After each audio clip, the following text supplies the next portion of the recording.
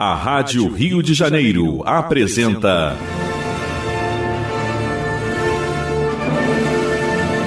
A Consolação de Jesus. Programa de estudo do Novo Testamento, sob a ótica da doutrina espírita. A apresentação: João Nogueira e convidados.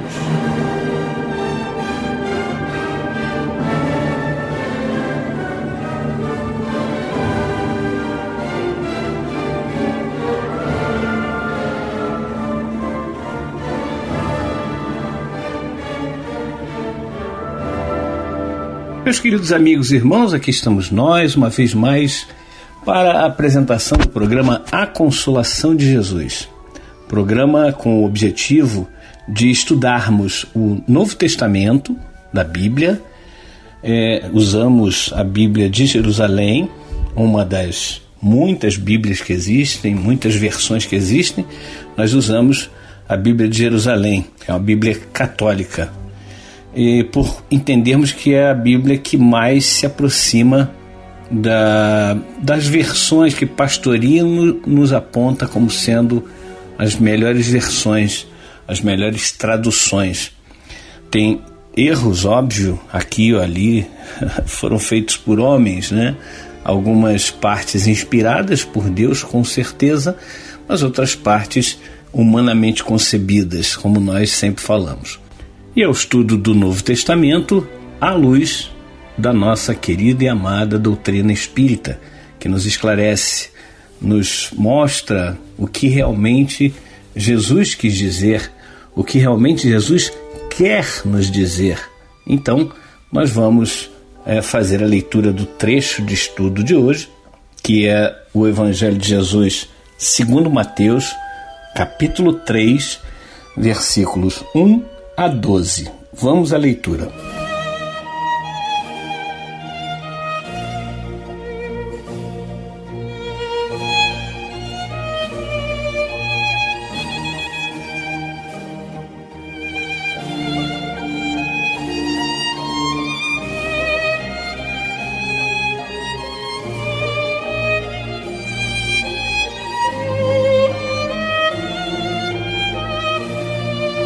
Naqueles dias apareceu João Batista pregando no deserto da Judéia e dizendo: arrependei-vos, porque o reino dos céus está próximo. Pois foi dele que falou o profeta Isaías ao dizer: voz do que clama no deserto, preparai o caminho do Senhor, tornai retas as suas veredas. João usava uma roupa de pelos de camelo e um cinturão de couro em torno dos rins. Seu alimento consistia em gafanhotos e mel silvestre. Então vieram até ele Jerusalém, toda a Judéia e toda a região vizinha ao Jordão, e eram batizados por ele no rio Jordão, confessando os seus pecados. Como visse muitos fariseus e saduceus que vinham ao batismo, disse-lhes: raça de víboras, quem vos ensinou a fugir da ira que está para vir? Produzi então fruto digno de arrependimento, e não penseis que basta dizer: temos por pai Abraão, pois eu vos digo que mesmo destas pedras Deus pode suscitar filhos a Abraão. O machado já está posto à raiz das árvores, e toda árvore que não produzir bom fruto será cortada e lançada ao fogo. Eu vos batizo em água para o arrependimento, mas aquele que vem depois de mim é mais forte do que eu. De fato, eu não sou digno nem ao menos de tirar-lhes as sandálias. Ele vos batizará com o Espírito Santo e com fogo. A pá está na sua mão, vai limpar sua eira e recolher seu trigo no celeiro. Mas quanto à palha, vai queimá-la num fogo inextinguível. É isso, meus queridos amigos e irmãos. Aí está a leitura do trecho, Mateus, capítulo 3, versículos 1 a 12. Porém, hoje, vamos nos ater aos versículos 1 a 6. E eu queria trazer aqui uma novidade, algo que é muito interessante, que é exatamente a tradução pelo nosso Carlos Juliano Torres Pastorino. Ele traduz diretamente dos originais da Vulgata Latina, lembrando que a Vulgata Latina foi escrita no IV século, 380 e qualquer coisa, quando concluiu Jerônimo seu trabalho, né? Que ele inclusive classificou como um trabalho muito árduo, muito difícil, porque, além de tudo, existiam, além das várias línguas que foram escritas inicialmente, as escrituras, porque o que fez Jerônimo foi pegar o Antigo e o Novo Testamento, que estava, como disse, em algumas línguas, em várias línguas, e traduzir tudo para o latim, gerando então a Vulgata Latina. Então é mais ou menos do século IV as escrituras, a Bíblia, que o Pastorino se baseia para trazer diretamente para o português. Então vamos à leitura do trecho traduzido por Pastorino, novamente capítulo 3 do Evangelista Mateus, versículos 1 a 6. Vamos então à leitura. Naqueles dias apareceu João Batista pregando no deserto da Judéia: reformai vosso pensamento, porque se aproxima de vós o reino dos céus.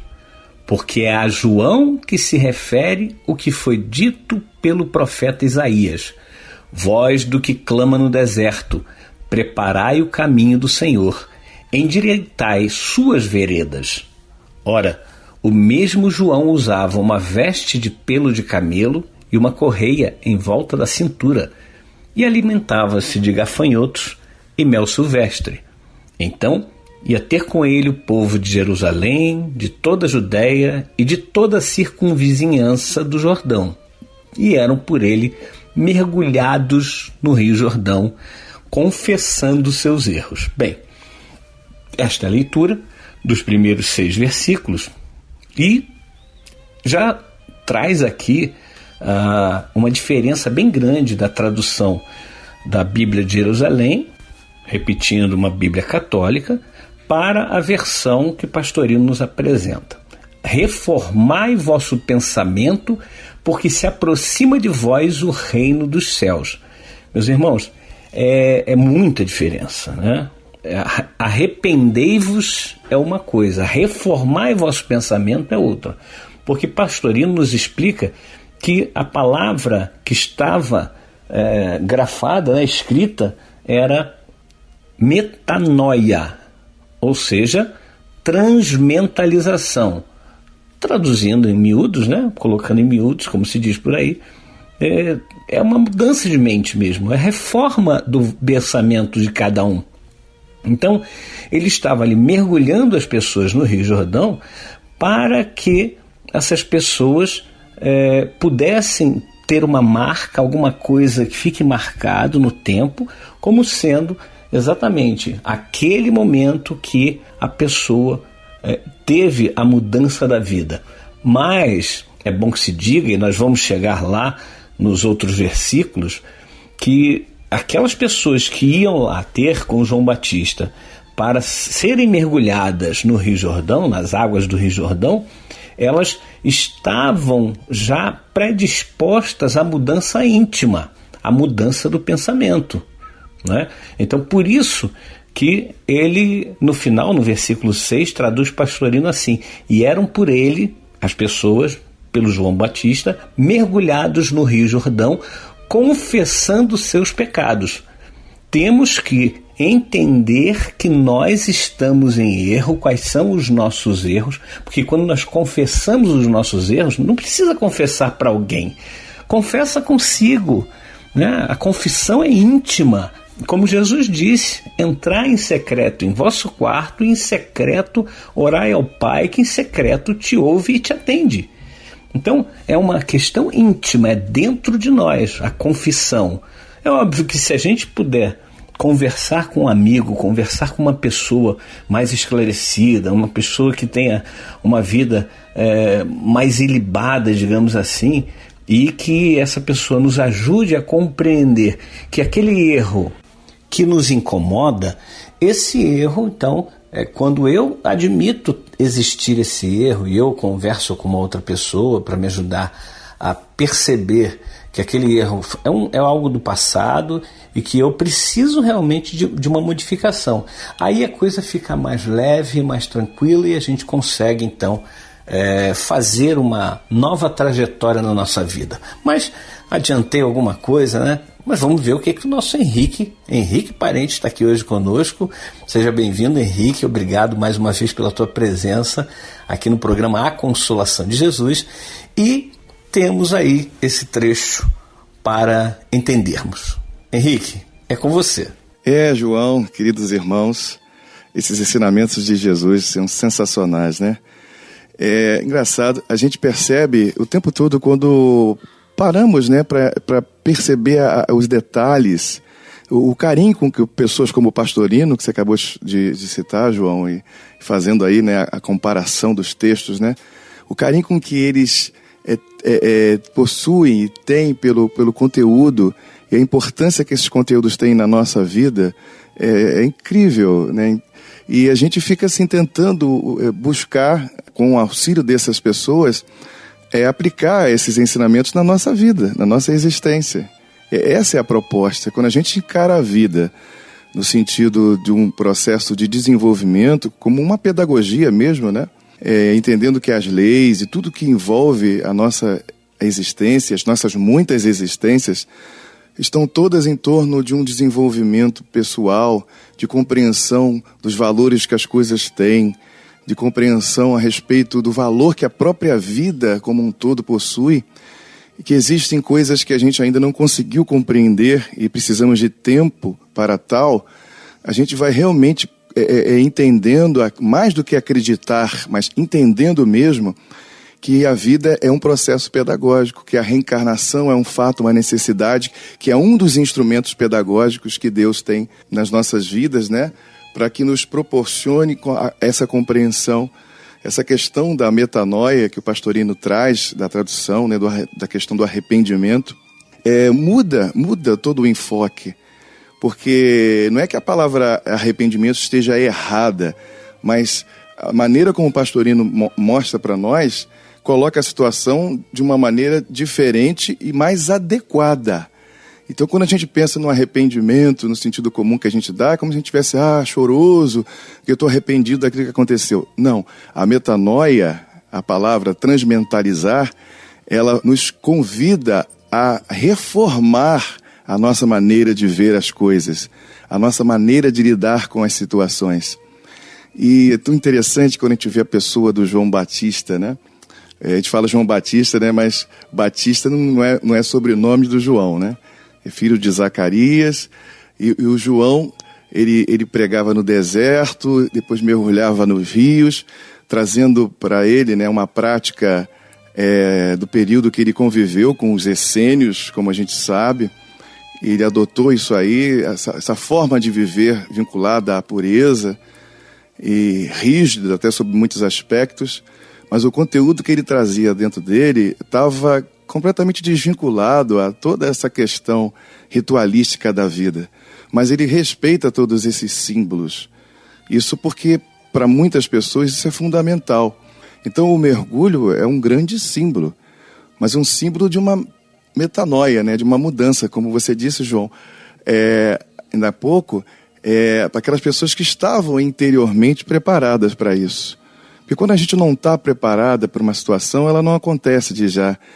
É bom lembrar aquele momento, né, que na verdade não é uma parábola, aquele momento da visita do jovem mancebo a Jesus, e ele queria herdar o reino dos céus, e faz aquelas perguntas. Jesus diz para ele assim, você vá, cumpra os mandamentos, tal.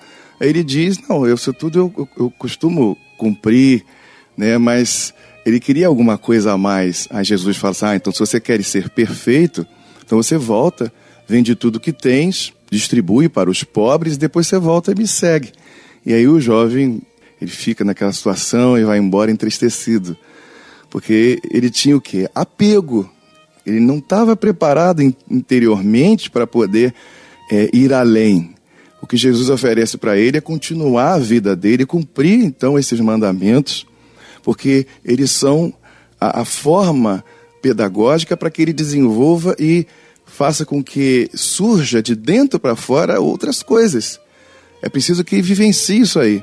Kardec fala disso lá na introdução, no final da introdução do Evangelho segundo o Espiritismo, que tem a ver até com o primeiro nome da obra, que era a imitação do Evangelho, ou seja, um convite à prática do Evangelho. É preciso praticar. Então, quando é proposto uma reforma mental, é uma reforma nesse sentido, da gente avaliar a maneira como a gente está vivendo, as coisas que a gente pensa, porque através disso é que a nossa vida vai se formando. Uma frase que o nosso querido amigo Henrique Fernandes costuma dizer é: do pensamento ao ato, do ato ao hábito, do hábito ao caráter e do caráter ao destino. Então, quando a gente percebe que o pensamento é através dele que as coisas se formam, e esse pensamento ele pode construir aquilo que está em torno de nós. E, aos poucos, com esse comportamento vindo do pensamento, a gente vai moldando a nossa vida e aí constrói os destinos variados que existem. Não é um fatalismo que o seu destino vai acontecer aquilo somente daquela maneira, não. Mas a gente constrói, ao mesmo tempo, muitos destinos, pequenos destinos, a todo momento, de acordo com os pensamentos que temos, com as atitudes que temos. E essa é a situação, esse é o convite para que a gente reformule os nossos pensamentos, sentimentos, valores e se esforce para ter uma prática de vida diferenciada. A gente não vai conseguir reformar tudo de uma única vez. Isso não acontece do dia para a noite. Mas, aliás, por isso que existe a reencarnação, para dar oportunidade de nós, através das múltiplas vidas, confirmarmos a nossa compreensão dos valores que a vida tem, desses valores que Deus traz para nós, através de muitos, e através do nosso querido irmão Jesus, que é o maior de todos nesse sentido, como disse certa vez Vitor Hugo, comparando a todos os outros, Jesus é o sol e os outros são as tochas, os archotes, no sentido de que ele alcançou o estado de perfeição. Ele se identificou com o próprio Criador. Por isso que ele é o sol. Essencialmente, ele é igual a todos nós, só que ele é mais velho do que todos nós. Antes que Abraão fosse feito, disse o próprio Jesus: eu sou. E esse eu sou no sentido, não tem que dizer outra coisa, ele é o que é, ou seja, um filho de Deus. Por isso que chamam ele de unigênito, de o único filho de Deus. Não precisamos levar isso no sentido literal, mas compreender que ele é o representante maior dos seres que alcançaram o estado de perfeição. Então ele é para nós como se fosse o próprio Deus, entendemos assim, não o Deus criador do universo, que é Deus, que é muito maior, a quem Jesus chamava de Pai, meu Pai e vosso Pai. Mas Jesus alcança esse estado de identificação com o Criador. Eu e o Pai somos um, disse ele. Estamos em união. Então, é natural que nós mesmos aqui na Terra confundamos o Jesus com o próprio Deus. Mas, à medida que a gente vai percebendo e refletindo, a gente vê que existe a diferença. Ele é o anjo da aliança. Jesus é aquele Yahvé do Velho Testamento, compreendido assim, ou seja, eu sou. Yahvé quer dizer eu sou, como ensina também o nosso querido Pastorino. E é ele que vem, junto conosco, traçar esse método pedagógico para que a gente desperte pouco a pouco e compreenda a nossa verdadeira natureza, que é espiritual e não material, apesar de estarmos na matéria. E à medida que a gente for transmentalizando, mudando a nossa mente, ou seja, fazendo uma reforma interior, a gente vai compreendendo cada vez mais a natureza espiritual que possuímos e os destinos da vida humana, que são belíssimos, pelo que nos dizem os próprios espíritos, com um lindo trabalho de Allan Kardec, que também é um trabalho de Jesus, pois é ele que é o presidente da doutrina, como o próprio Kardec nos ensina nas obras, e tudo que existe na vida material, aqui na Terra, na nossa relação cultural, vem de Deus e vem de Jesus. Então a gente não tem que se preocupar realmente em fazer proséritos, porque todos têm que se transformar em espíritas ou outra coisa, porque todos somos filhos de Deus. Agora, as escolas existem para nos ajudar. É sempre bom lembrar uma definição belíssima que o querido José Herculano Pires trouxe para nós a respeito da palavra religião, ou qual a função da religião, né? Que é trazer para nós a possibilidade de compreendermos a vida espiritual e a formação de um homem de bem. Então, é a orientação para a transcendência, literalmente falando, né, o conceito do Herculano Pires. É através dessa religião que vamos nos orientando a respeito da nossa verdadeira natureza, que é espiritual. E aí as escolas existem variadas as suas maneiras. E só fechando aqui, nesse momento, o texto do próprio Pastorino, num sentido que ele chama de mais místico, mas dá para a gente ter uma noção muito legal do que ele pensava a respeito desse texto aí, né? Principalmente dessa primeira parte do versículo 1 ao 6. Diz o Pastorino: João falava no deserto de individualidades, exortando as criaturas, ainda no plano animalizado, à reforma mental, a fim de renunciarem à inferioridade e renascerem pela água, em nova personalidade, da mesma forma que o renascimento do corpo se efetua através do mergulho no líquido amniótico, no ventre materno. O mergulho, pois, é um renascer simbólico, como se a criatura entrasse no ventre materno da Mãe Terra e de lá saísse purificado dos erros das existências anteriores. Nova criança, homem renovado. Todas as arestas precisam ser aparadas, os excessos amputados, as deficiências preenchidas, retificadas as veredas das intenções, afastadas as pedras, embotados os espinhos, para que a personalidade possa elevar-se, vendo a salvação que vem de Deus e atingindo assim, através do ingresso no reino dos céus, isto é, do viver na individualidade, a capacidade de aprender os ensinos de Jesus. Todos os que já estavam no plano do louvor a Deus, ou seja, a Judéia, a palavra Judéia significa isso, né? E na visão da paz, que é a cidade de Jerusalém, ouviam a voz aclamar e iam em busca do mergulho para o novo nascimento. Só quando a criatura atinge determinado grau de maturidade e que pode ouvir o apelo divino, porque toda reforma e toda melhoria tem que vir de dentro para fora. O chamado deve ecoar no coração para que este possa responder com honesta sinceridade. Essa é a questão. Tem que vir de dentro para fora. Tem que ser honesto. Não pode ser da boca para fora. A mudança precisa realmente acontecer. Por isso que é um trabalho contínuo, para que a gente realmente desenvolva a nossa natureza divina em qualquer lugar que possamos estar. Encarnados num mundo, como no caso aqui no planeta Terra, ou desencarnados. Vamos ser o mesmo, com o conteúdo que temos, e abertos para receber o que virá, que a gente ainda não sabe, mas com certeza é coisa muito boa, não é mesmo, meu querido João? É isso, meus queridos amigos e irmãos. Aí nos brindou Henrique com essas explicações maravilhosas, trazendo Herculano Pires, Pastorino e, claro, Allan Kardec, além do nosso Mestre Jesus. É isso, o programa A Consolação de Jesus tem por objetivo trazer essas informações à luz da doutrina espírita, para que nós possamos entender exatamente o que Jesus quis nos dizer. Se você quiser entrar em contato conosco, faça isso pelo WhatsApp exclusivo do programa A Consolação de Jesus, que é o 21 98459 3950. WhatsApp exclusivo do programa A Consolação de Jesus, 98459 3950. Vamos fazer um pequeno intervalo e voltamos já já com a segunda parte do programa.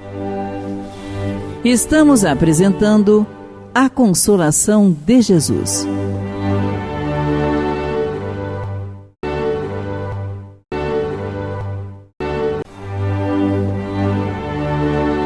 Voltamos a apresentar A Consolação de Jesus. Bem, meus queridos amigos e irmãos, estamos de volta para a segunda parte do programa A Consolação de Jesus, um programa que tem por objetivo o estudo do Novo Testamento à luz da doutrina espírita. Nós trazemos os ensinamentos que foram passados por Jesus para nós, diretamente não, claro, vocês sabem que Jesus não escreveu nada, ele falou e aí os discípulos anotavam algumas coisas ou guardavam de memória e depois foram escrever a respeito desses ensinamentos maravilhosos que Jesus nos trouxe. Alguns conviveram diretamente com Jesus, o caso de Mateus, de João. Outros não conviveram diretamente com Jesus, mas com outras pessoas que foram recebendo os ensinamentos, que foram passados então através do Levi, que era Mateus.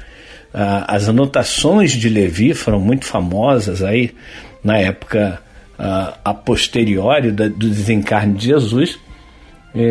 Nós temos aí os relatos de vários historiadores que, na verdade, só começaram a escrever, né? Levi teria sido o primeiro, teria começado a escrever 30 anos depois do desencarne de Jesus, porque eles esperavam a volta de Jesus para aqueles dias, logo poucos anos depois. Então ficavam esperando, só que a volta de Jesus eles não compreenderam, assim como muita gente não compreende ainda que a volta de Jesus teria que ser, como ele mesmo disse, sobre as nuvens com seus anjos, ou seja, na espiritualidade com seus missionários que iriam trazer para nós os ensinamentos, não mais por parábolas, mas abertamente a respeito do Pai, como o próprio Jesus nos disse há 2000 anos.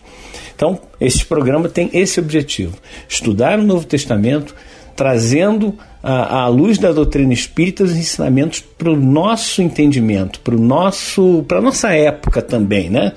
Porque, como já dissemos em outros programas, cada época e cada país tem a sua cultura, o seu momento. Então a linguagem ela se modifica de acordo com o momento vivido e com o país em que, ou a localidade dentro do país em que se vive aquela experiência. O programa A Consolação de Jesus vai ao ar todas as quartas-feiras às 14 horas, com reprises aos sábados, 9 da manhã. E se você quiser entrar em contato conosco, estamos aguardando o seu contato através do WhatsApp, mensagem de texto, por favor, para o 21 98459 3950. 98459 3950, WhatsApp exclusivo do programa A Consolação de Jesus. Agora, meus irmãos, vamos para as mensagens que nós recebemos ao longo da semana, em que nós queremos trazer aqui a colaboração dos nossos irmãos. Vamos ver se tem pergunta. Eu não vi pergunta não, mas vamos ver. Aqui a Viviane de Nilópolis. Boa tarde, irmão João Nogueira, adorando o programa. Aproveitei hoje para ler o capítulo da Bíblia para o próximo programa, fazendo anotações. Fica com Deus, Viviane de Nilópolis. Ô Viviane, você podia mandar suas anotações para nós, né? Antes, porque aí fica mais fácil. A gente traz aqui também a tua colocação para que possamos mostrar para todos, né? É muito interessante. Obrigado, um beijo para você, fica com Deus. Obrigado por estar nos prestigiando e divulgando o programa A Consolação de Jesus. Aqui o nosso Alcinei nos manda um texto a respeito do Evangelho de Buda, né? Vou ler com carinho, viu, meu irmão? Obrigado, sempre bom receber aqui as suas mensagens, os seus textos, para que a gente possa enriquecer cada vez mais o nosso momento, né? É isso aí, agradecer ao Beto Orlando, que nos mandou também uma mensagem. E aqui, olha, a nossa Denise Araripe. Boa tarde, gostaria de tirar uma dúvida de aulas passadas. Qual a relação do povo hebreu com o Egito à época de Jesus, para que fosse sugerido que José fosse para lá? Obrigada, diz a Denise. mandei à tarde, mas para o zap da rádio, ao invés de por aqui. Queria dizer, em primeiro lugar, Denise, obrigado aí pela tua mensagem, e que nós, o WhatsApp exclusivo do programa A Consolação de Jesus é este aqui, 21 98459 3950, ok? 98459 3950, para você mandar diretamente para nós. Bom, com relação à sua dúvida, é muito interessante qual a relação do povo hebreu com o Egito à época de Jesus. E aí eu vou passar, claro, a sua pergunta para o nosso Henrique Parente. Henrique, e aí, o que nós podemos dizer para Denise e para todos os ouvintes? Qual a relação, repetindo, do povo hebreu à época com o Egito, à época de Jesus, menino, né, criança, para que fosse sugerido que José fosse para lá?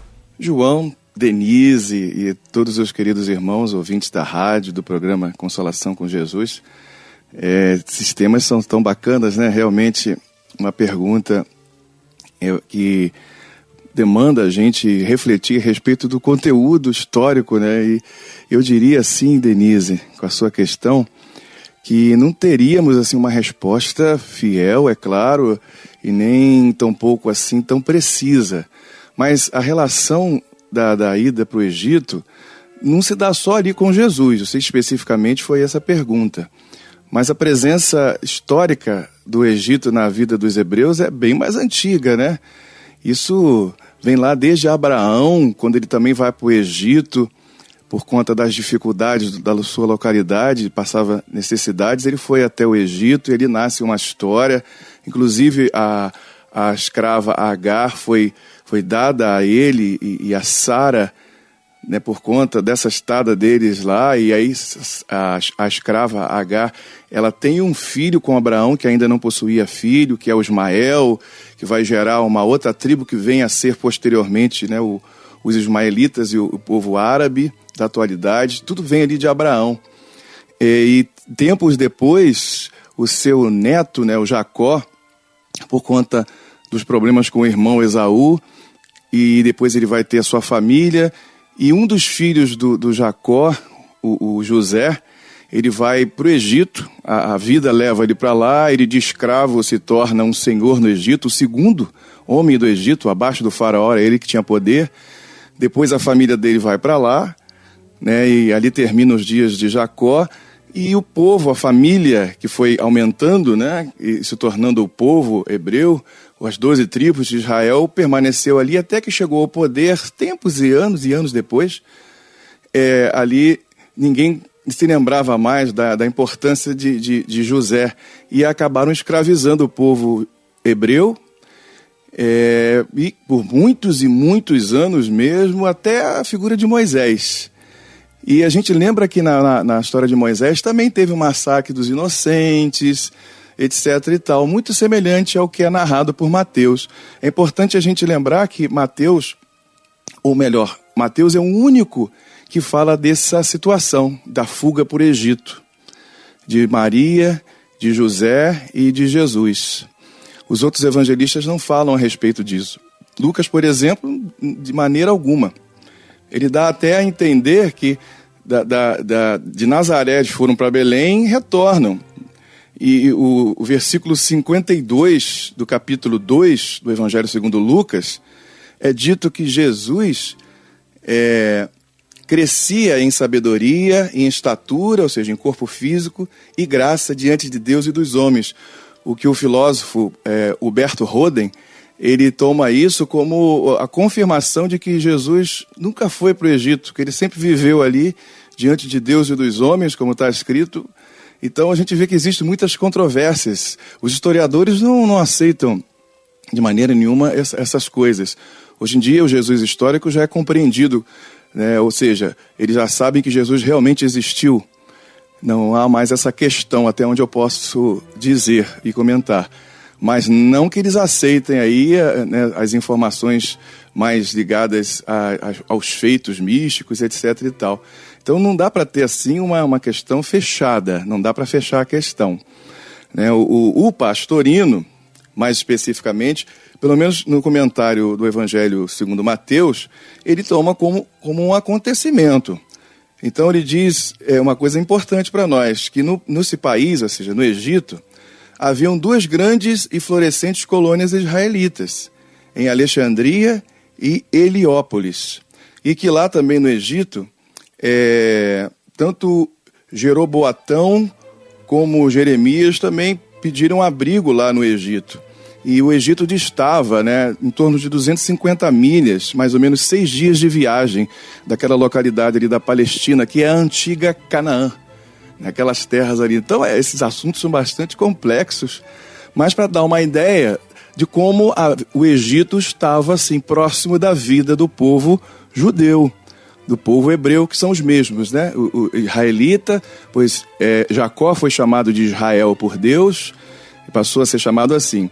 O hebreu, que vem anterior da figura de Abraão, que é descendência lá de Noé, de Sem, e assim por diante, da onde vem também a questão dos semitas, E os judeus, porque uma das tribos era a tribo de Judá, um dos filhos de Jacó, e por ser uma tribo que tomou uma grande preponderância na saída do Egito, na época de Moisés, até alcançar novamente a Terra Prometida, eles passaram a se denominar todos de judeus. Então tem muita coisa aí. Mas só para dar uma ideia, do como o Egito faz parte da vida do povo judeu, de toda aquela localidade ali, até por conta da própria história do Egito, da sua prosperidade, da sua cultura, quanto isso influenciou o mundo daquela época. Tá bom? Um grande abraço para você, Denise, a todos os amigos e ouvintes do programa. Muito bem, Henrique. É exatamente o que nós falamos. A gente não pode fechar a questão. Nós não podemos dizer foi isso ou foi aquilo. A pergunta excelente da Denise nos faz refletir que muitas coisas do passado, muitas coisas que ocorreram à época de Jesus, podem ter sido, não digo nem invenções, mas tiradas de alguma cultura anterior, para poder comparar com o passado do povo judeu, porque principalmente Mateus, que tinha preocupação muito grande de mostrar nas escrituras antigas, ou seja, no Antigo Testamento, a base para que eles pudessem mostrar que Jesus era o Messias prometido lá no passado, lá no Antigo Testamento, em vários momentos. Então, Mateus não se furtava de forma nenhuma a buscar subsídios em outras culturas, nas escrituras do passado, para mostrar que Jesus realmente era o Messias, Jesus realmente era o Cristo.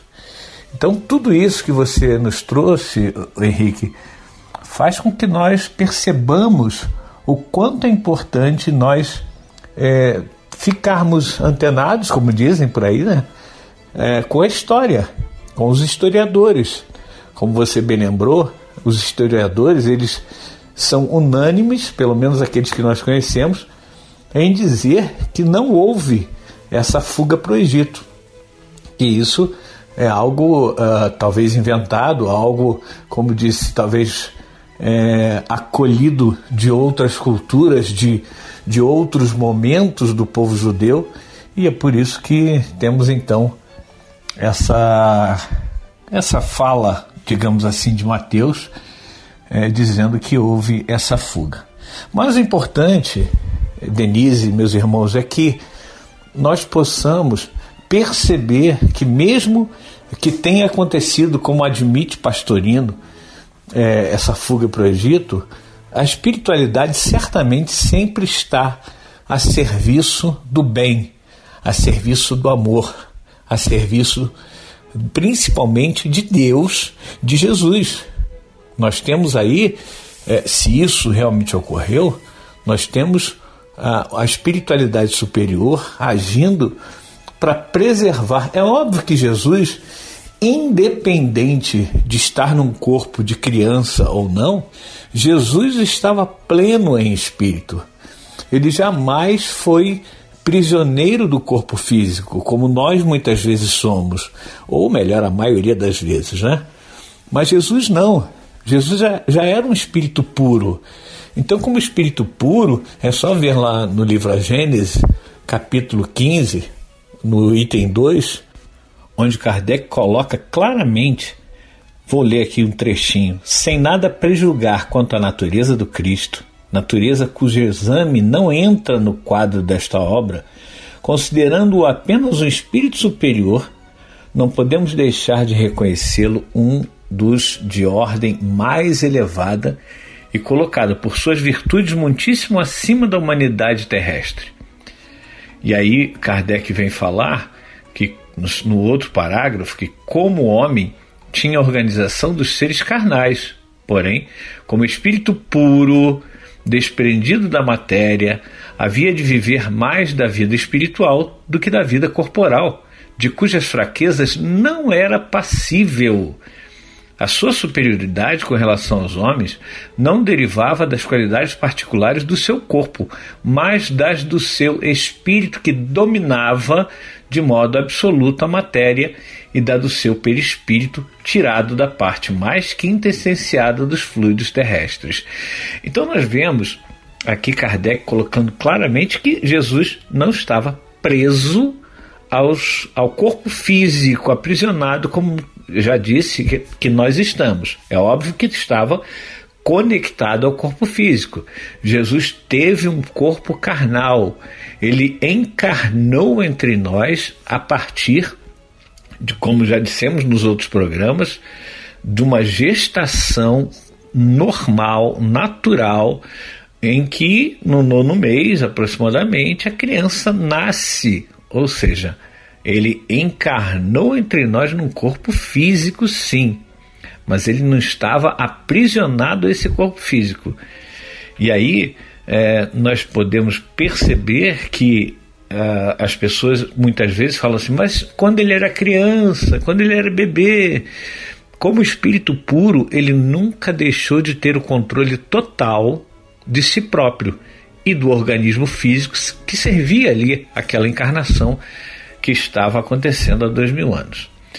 É por aí, meus irmãos. A gente então tem muita coisa às vezes para questionar, para nos ocuparmos, né, de buscar na história, buscar em vários autores, como fez o Henrique, essas questões, atendendo a pergunta da nossa Denise. E o que nós precisamos fazer, na verdade, é entender que nós ainda temos muitas dúvidas. A doutrina espírita nos esclarece de muitas coisas. Ela nos mostra que, por exemplo, nós não nascemos no berço, né, no ventre materno, não fomos criados ali no momento nem da concepção, nem no nascimento do corpo físico, e nem vamos deixar de existir quando o corpo físico que estamos utilizando agora, ele vai baixar a sepultura, ou vai ser cremado, enfim, quando o corpo físico morrer. Nós continuaremos existindo. Isso é a doutrina espírita que nos ensina, e isso é a maior beleza que pode existir. Além disso, que podemos nos comunicar com os nossos entes falecidos ou desencarnados, que nós, ao desencarnarmos, vamos passar um tempo mais ou menos grande na espiritualidade, nos preparando para uma próxima reencarnação rumo à perfeição. Então é isso tudo que a doutrina espírita nos explica, nos instrui, e tudo que Jesus nos disse, nos ensinou, foi exatamente para nos mostrar que nós podemos fazer a nossa vida uma vida dedicada à transformação íntima de cada um de nós. Isso é fundamental. Quando nós vamos nos transformando, nós vamos nos melhorando, nós vamos nos elevando, nos tornando seres melhores e, com isso, garantindo uma vida melhor, seja na matéria, seja fora dela. É isso, meus irmãos. Mas agora nós vamos elevar os nossos pensamentos a Deus, a Jesus, aos bons espíritos, para fazermos a nossa prece final. Vamos então elevar esses pensamentos e unirmos-nos em prece para finalizarmos o programa A Consolação de Jesus.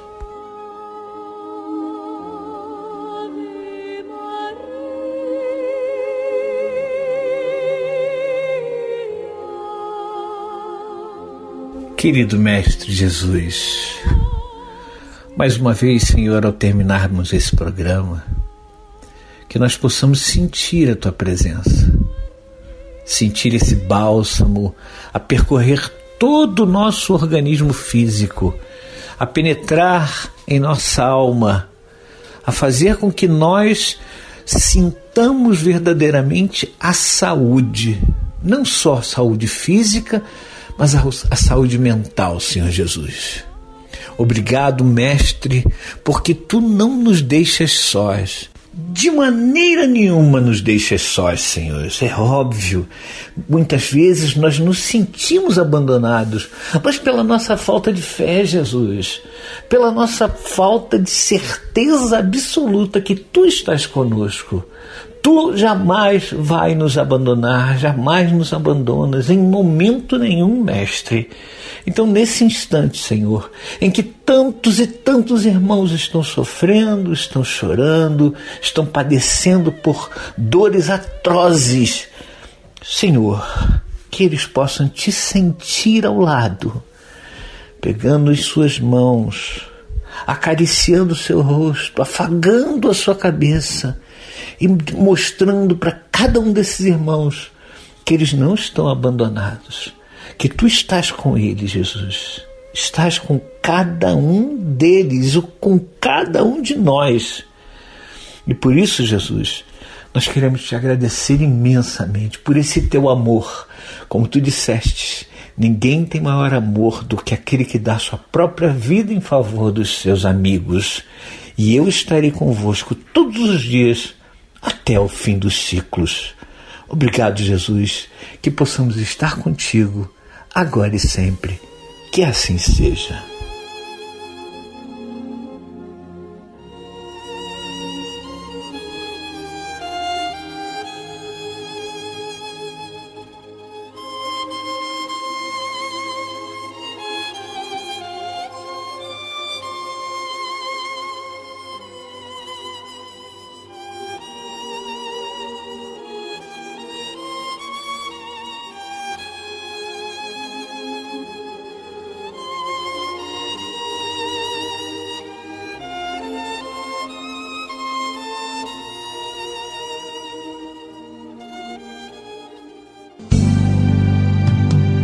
Jesus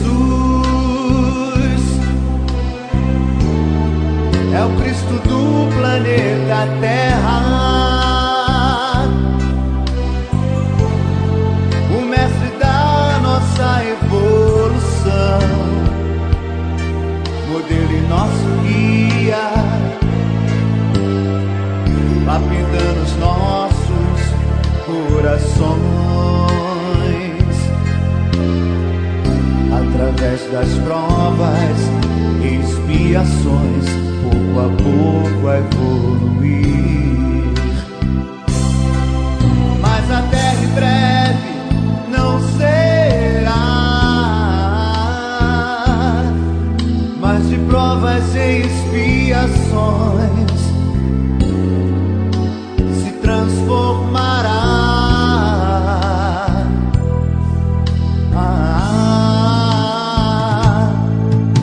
Aqui só poderá ficar o rebanho puro de Jesus, que entendeu e semeou o Evangelho e o amor do Cristo. E neste dia, Tua vontade, Jesus, será vivida entre irmãos. Estejam eles onde estiver, quem compreendeu Teu Evangelho herdará a Tua paz aqui no Teu planeta.